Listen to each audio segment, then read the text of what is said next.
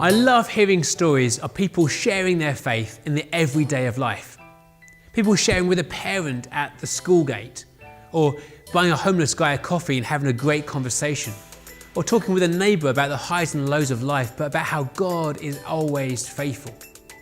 And the book of Acts really inspires me, how the early disciples were prompted day in, day out to go and do these incredible things, sharing God's love.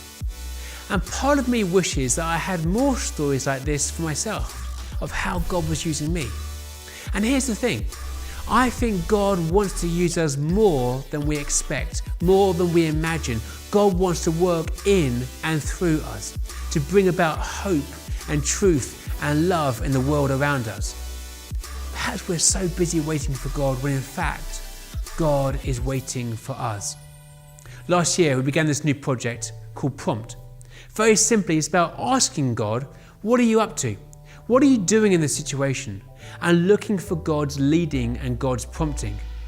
Each day begins with a question, something like, God, today, who is it that I can bless? Who is it that I can serve practically? Who is it that needs to know an affirmation from you today?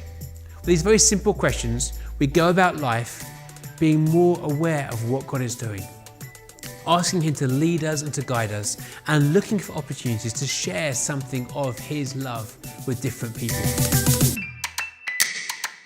I want to encourage you to join us in Prompt this year. Last year, as we pioneered Prompt, I find myself stepping out of my comfort zone many times. At times it was scary, but every time it was exciting. And I have many more stories to share of what God did in the everyday of life. So I want to invite you to join us. Join us in sharing the Christian faith by signing up for Prompt, getting a question, and looking out for how God will use you in the weeks and days ahead. It's an adventure, so join us and let the adventure begin.